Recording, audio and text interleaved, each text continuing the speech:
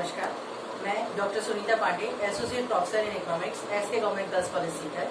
आज आपको इकोनॉमिक्स के कुछ बेसिक कॉन्सेप्ट्स के बारे में बताने जा रहे हैं। सर्वप्रथम हम शुरुआत करते हैं पॉजिटिव एंड नेगेटिव फंक्शंस से।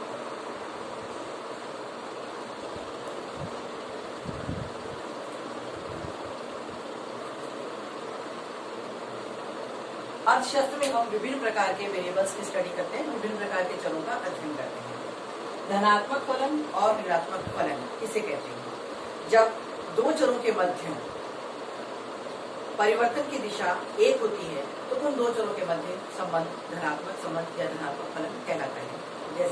जैसे सप्लाई फंक्शन है, supply is a function of price, S is equal to function of Px, अर्थात x वस्तु की पूर्ति x वस्तु की कीमत पर निर्भर करती है।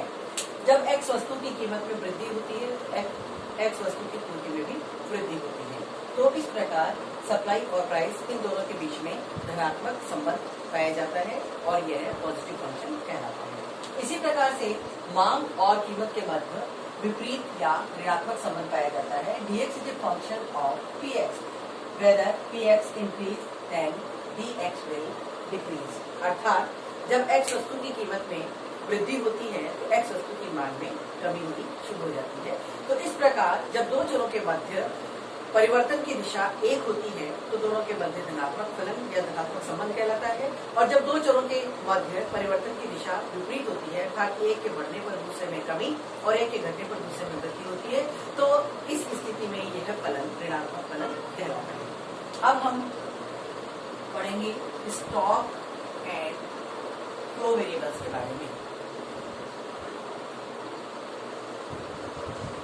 स्टॉक एवं प्रवाह चर। अर्थशास्त्र में हम राष्ट्रीय आय, विनियोग, बचत इत्यादि बहुत प्रकार के चरों का अध्ययन करते हैं। स्टॉक का संबंध होता है एक पर्टिकुलर पॉइंट ऑफ टाइम से, अर्थात जब हम किसी चर का एक समय के एक विशेष बिंदु पर अध्ययन करते हैं तो वह वेरिएबल स्टॉक वेरिएबल कहलाता है। और जब हम पीरियड ऑफ टाइम का अध्ययन करते हैं, यानी एक निश्चित समय अवधि के दौरान हम किसी चर का अध्ययन करते हैं तो वह हमारा अध्ययन प्रवाह चर के अंतर्गत शामिल किया जाता है। इसका एक अच्छा सा एग्जाम्पल हम बचत और बचतों से ले सकते हैं। सेविंग जो है वह फ्लो वेरिएबल में काउंट की जाती है, जबकि बचतें सेविंग्स जो है वह स्टॉक वेरिएबल में शामिल की जाती है। सेविंग्स स्टॉक वेरिएबल है क्योंकि सेविंग्स बचतों की गणना एक पर्टिकुलर टाइम पर की जाती है, एक पॉइंट ऑफ टाइम पर की जाती है, जबकि बचत जो है वह वर्ष पर्यंत की जाती है, जो कि एक फ्लो वेरिएबल के अंतर्गत शामिल की जाती है। इसके पश्चात हम पढ़ने जा रहे हैं ex ante and ex post variables. Ex ante and ex post variable means प्रत्याशित एवं वास्तविक चर।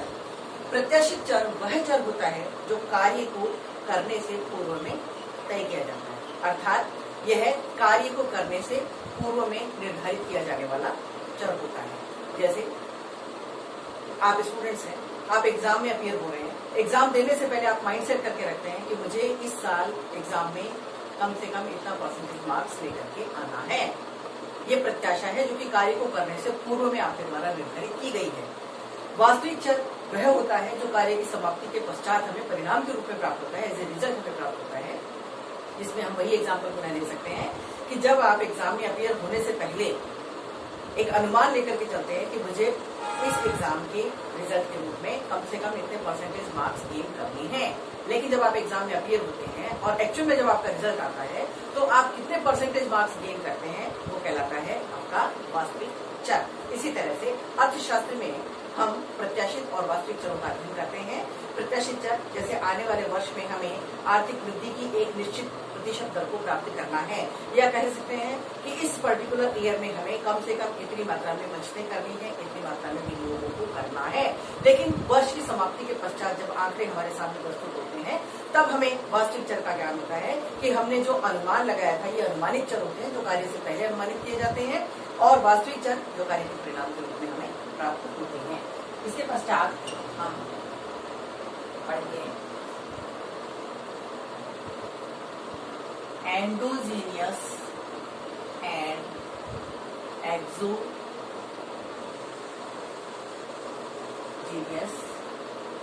वेरिएबल्स, अर्थात अंतर्जात एवं बहिर्जात चर। अर्थशास्त्र में हम विभिन्न प्रकार के मॉडल्स का अध्ययन करते हैं। मॉडल जिसे प्रारूप कहा जाता है, जैसे माइक्रो इकोनॉमिक थ्योरी में हम प्राइस डिटर्मिनेशन मॉडल अर्थात कीमत निर्धारण के मॉडल का अध्ययन करते हैं। इस कीमत निर्धारण के मॉडल में हम ये मान करके चलते हैं कि किसी भी पर्टिकुलर वस्तु की कीमत का निर्धारण उस वस्तु की मांग और पूर्ति की सहायता से किया जाता है। जिस स्थान पर मांग और पूर्ति एक दूसरे को काटते हैं उस स्थान पर कीमत का निर्धारण होता है। लेकिन इस मॉडल को फॉलो करने से पहले हम डिमांड फंक्शन और सप्लाई फंक्शन पर कॉन्सेंट्रेट करते हैं। जब हम डिमांड फंक्शन को पढ़ते हैं तो हम देखते हैं कि dx is a function of px, अर्थात जब मांग फलन का अध्ययन किया जाता है तो हम कीमत को दिया हुआ मान करके चलते हैं। और जब सप्लाई फंक्शन की हम स्टडी करते हैं तो supply is a function of px, sx is function of px, अर्थात x वस्तु की पूर्ति x वस्तु की कीमत पर निर्भर करती है। इसका मतलब ये हुआ कि x वस्तु की कीमतें पहले से ही दी गई हैं। इसी तरह x वस्तु की मांग को तय करते समय भी हम ये ध्यान में रखते हैं कि x वस्तु की कीमत हमें पहले से ही प्रदान की गई है, दी जा चुकी है। तो अंतर्जात चर और बहिर्जात चर, बहिर्जात चर का मतलब वे चर जो मॉडल के बाहर से हमें प्राप्त होते हैं, जैसे dx फंक्शन ऑफ px। ये जो px है ये एक्सोजीनियस वेरिएबल है, अर्थात मॉडल के बाहर से दिया हुआ है। लेकिन यहाँ पर जो कीमत तय की जा रही है, जिस कीमत का निर्धारण मॉडल के अंतर्गत किया जा रहा है, जो कि इक्विलिब्रियम प्राइस के रूप में हमें प्राप्त हो रही है, ये वेरिएबल मॉडल के अंतर निर्धारित होता है, जिसको कि एंडोजीनियस वेरिएबल के नाम से पुकारा जाता है। तो इस तरह अंतर्जात चर का अभिप्राय है मॉडल के अंदर तय किया जाने वाला चर, और बहिर्जात चर का मतलब होता है कि वह चर जो मॉडल के बाहर से ऑलरेडी गिवन है, हमें दिया हुआ है, हमें पहले से ही प्राप्त है। इसके पश्चात हम पढ़ेंगे आइडेंटिटी एंड इक्वेशंस के बारे में। आइडेंटिटी यानी तत्समक और इक्वेशंस यानी समीकरण। तत्समक जो स्वयं अपने आप को परिभाषित करता है। समीकरण में x के विभिन्न मान पर बाईं तरफ का मान बराबर दाईं तरफ का मान होता है। आइडेंटिटी को हम पहले समझ लेते हैं, जैसे GNP is always equal to GNI is always equal to GNE, अर्थात ग्रॉस नेशनल प्रोडक्ट हमेशा ग्रॉस नेशनल इनकम के बराबर होता है, और ग्रॉस नेशनल इनकम हमेशा ग्रॉस नेशनल एक्सपेंडिचर के बराबर होती है। इसलिए ग्रॉस नेशनल एक्सपेंडिचर हमेशा GNP के बराबर होती है। So GNP is always equal to GNI is always equal to GNE. This is an identity. यह एक प्रकार की आइडेंटिटी है। Y is equal to C plus I, इसको भी हम आइडेंटिटी के रूप में अध्ययन कर सकते हैं कि Y जो है वह कंजम्पशन और इन्वेस्टमेंट का योग होती है। लेकिन यदि हम यहाँ पर इन्वेस्टमेंट में केवल ऑटोनोमस इन्वेस्टमेंट को शामिल करते हैं तो हम लिखेंगे Y is equal to C plus IA।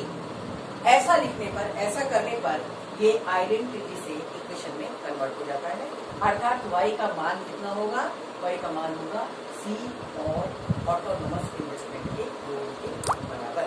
तो इस प्रकार से आपने देखा कि हम विभिन्न प्रकार के वेरिएबल्स की स्टडी जो है इकोनॉमिक्स में करते हैं। ये बेसिक कॉन्सेप्ट्स यदि हमें क्लियर हो जाते हैं तो आगे अर्थशास्त्र विषय का अध्ययन करने में हमें बहुत सुविधा प्राप्त होती है। Thank you.